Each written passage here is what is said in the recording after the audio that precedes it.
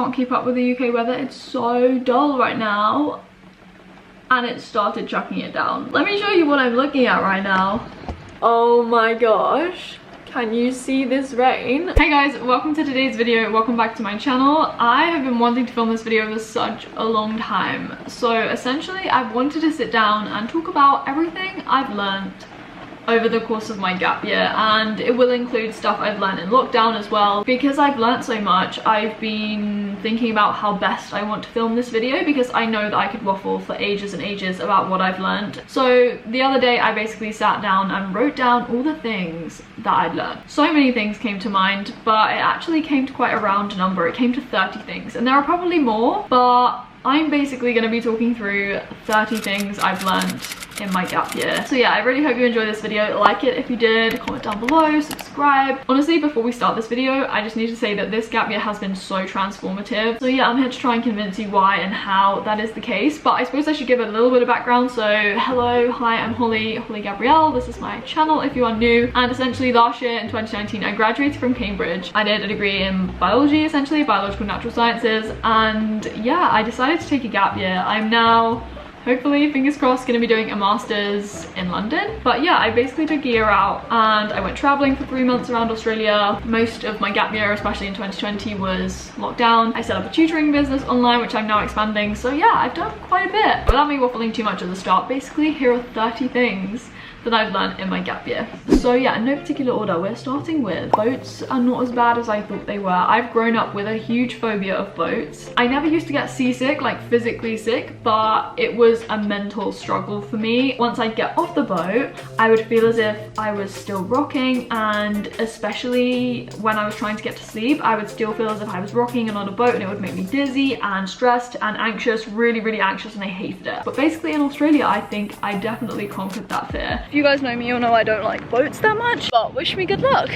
3 days living on a boat. By the end of my trip, I was going on boats and I was sitting right at the front where you could like feel it obviously rocking the most, and it was just crazy because now I feel okay with them. I think I'll always get a bit worried and be like, oh my gosh, a boat, but I feel like I can do boats now. Holly can do boats. Never thought I'd say I was sad to leave a boat. Very much related to that, number 2 is I now love the sea. I love the sea. I fell in love with scuba diving again in Australia. A lot of these things are going to come from Australia. I cannot even put into words how incredible it was to be able to scuba dive, to swim with turtles, to be one with the fish, to see sharks, to see an octopus, and oh my gosh, like it was just incredible. My grandpa, one of his huge pastimes was scuba diving, and he'd always share his stories, and I'd always be like, no Holly, you're never gonna do that because you don't like the sea. Like, why am I even thinking about doing this? And then when the opportunity came up to do it in Australia, I was like, you know what, you have to give it a go. And I got my paddy, and oh my gosh, the sea is beautiful. Number 3 is I've really learned to embrace the fact that when I'm meeting new people and getting to know others, I need to just be myself. In the past, I used to be someone else, like someone completely different, not expose my crazy weird side and not embrace that because I didn't think people would like me. And the thing is, in life, not everyone is gonna like you anyway, so you just have to be yourself, and if people click with that,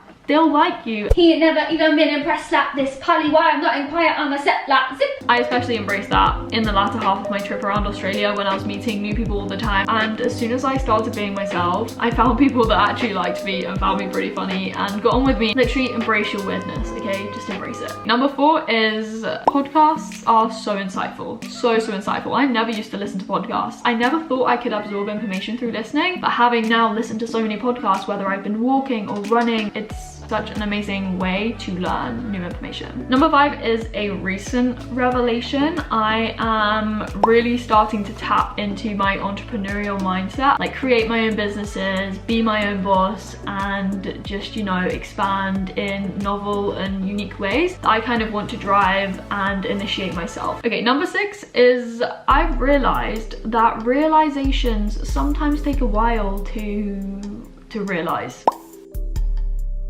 Okay, I realized that, oh, I just said it again. That sentence was a mouthful, okay? But you know, some revelations and realizations take a while to hit you. And the perfect example of this is with my master's. So for the whole of my gap year, pretty much, I thought that I'd want to do a master's in nutrition. Suddenly I've made a huge U-turn and I basically have applied to study oncology or cancer. Sometimes the vision is very blurry for a while and it takes a while for you to clean that screen and see clearly.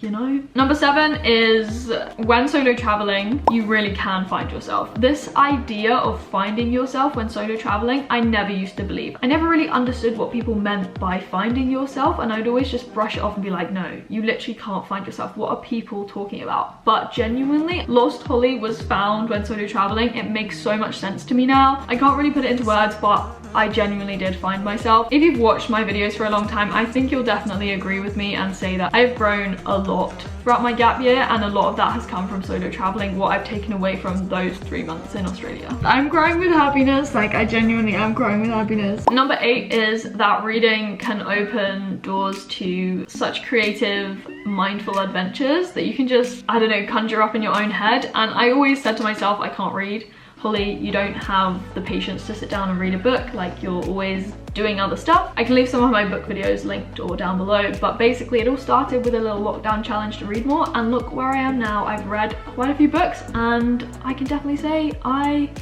actually like reading now. Number 9 is that advice from other people is so valuable, like getting the opinions of others. To me, this was so useful for my masters. I got so much advice. Shout out to like Emma and Jenny if you're watching this, but some of my friends, my family obviously, and you guys leaving your comments, it was also insightful. Sometimes I felt so overwhelmed with different opinions and advice and information, but I really did try and absorb a lot of it, and then using all of it, I kind of came to my own decisions. Advice from others also really helped me when I thought at the start of my gap year I was going to go into a teaching position in a school. I was basically offered a place to teach as a biology teacher at a school, and had I not met up with my friends literally like the day before I had to make the decision, I would not have come away with a completely different mindset, and I wouldn't have rejected my kind of offer. And very much related to that, number 10 is that everything literally happens for a reason. I thought this was true before my gap year, but everything has been cemented in my gap years. I don't really believe in destiny or fate or anything, but somehow I feel that everything does happen for a reason. Like whatever does happen, there is a reason for it, whether it's a good thing or a bad thing. I just can't really put it into words, but I feel like obviously we're the driver, like we're not fated to go down a certain road. We make those decisions, but whatever we do choose will be right, and there'll be a reason for that. I don't know if that made any sense. I don't know. Did you see that? Like lightning. There is a reason for this lightning right now. You hear that now? That was a big rumble. Some of these things I've learned quite recently, and some of them I'm still trying to learn. And number 11 is something that I'm still trying to learn. I basically realized in my gap year, you know, that Holly, you still need to learn to love yourself. I really do, and I don't think it's very easy, and I don't know if I ever will, but it's an ongoing lifelong journey.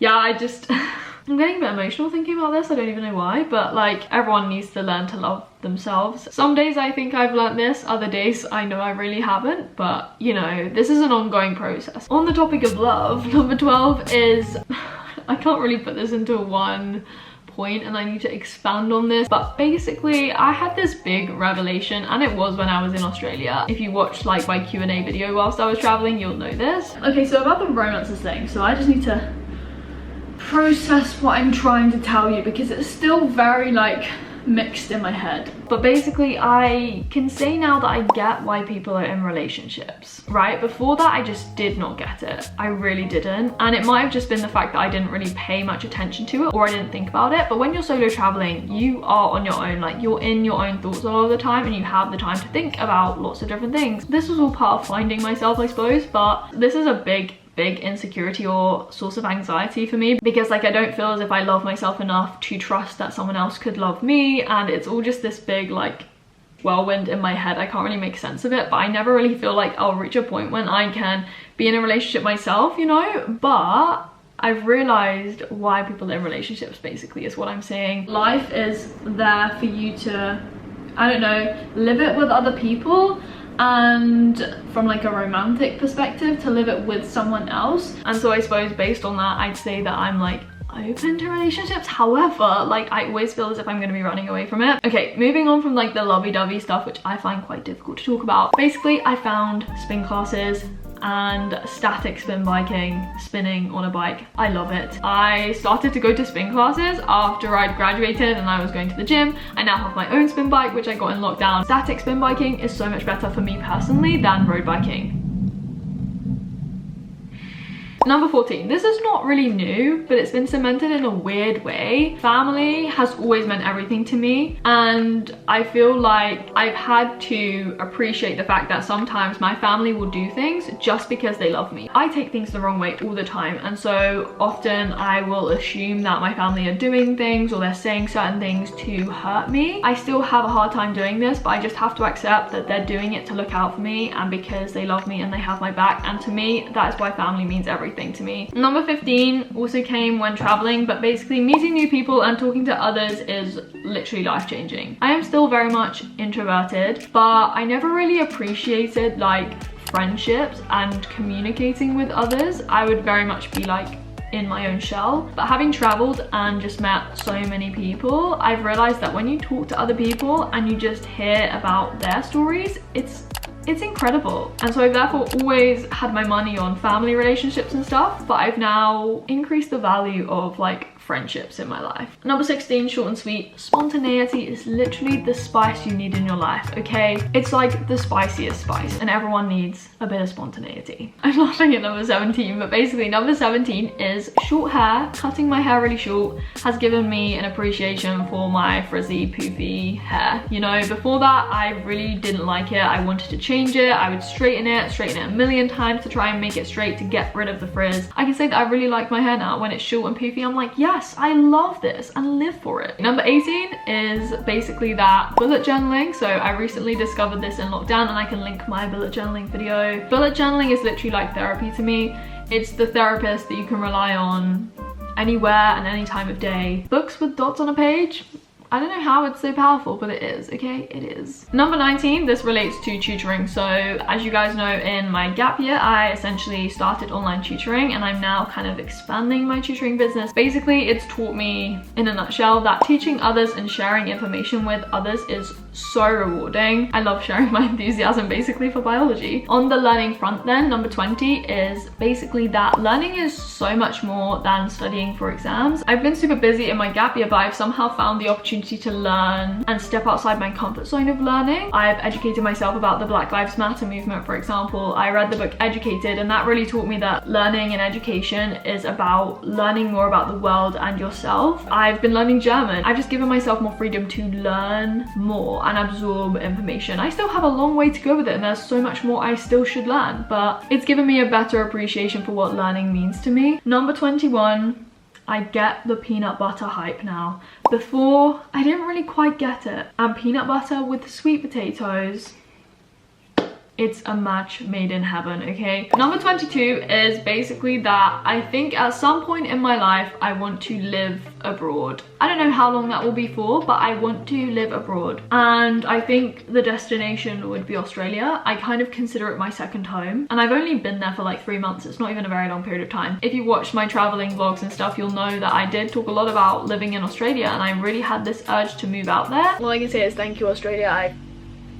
I literally love you, but things have had to change, and you know, I can't move there right now, but at some point I want to live abroad, I think. Number 23, it's a general statement about traveling, but it's so true. Essentially, traveling is one of, if not the best way to create new memories and create amazing experiences. With maturity, I've realized that it's so much better to put your money into experiences over materialistic things. Obviously, I literally went to the other side of the globe, but it doesn't have to be far. Number 24 is basically if you have a gut feeling, a good gut feeling about something, like your instinct is telling you that this is right, literally go for it. Jump at that opportunity. For example, me with like cutting my hair, this to me is the complete epitome of YOLO. Like, you just have to do things that feel right because you have to trust that gut feeling. Number 25 is basically that routines are always going to be there to fall back on. I am someone who loves routines. I am definitely a creature of habit, but over lockdown especially, and with my recent videos, you'll know that I've been experimenting with lots of different routines. I've been trying other people's routines. Sometimes you literally do just have to step outside of your comfort zone, try some new things. If it doesn't work, well, it doesn't work, you know? You can fall back on what you know works best. Number 26 then, basically what I said, most growth will come from stepping outside of your comfort zone.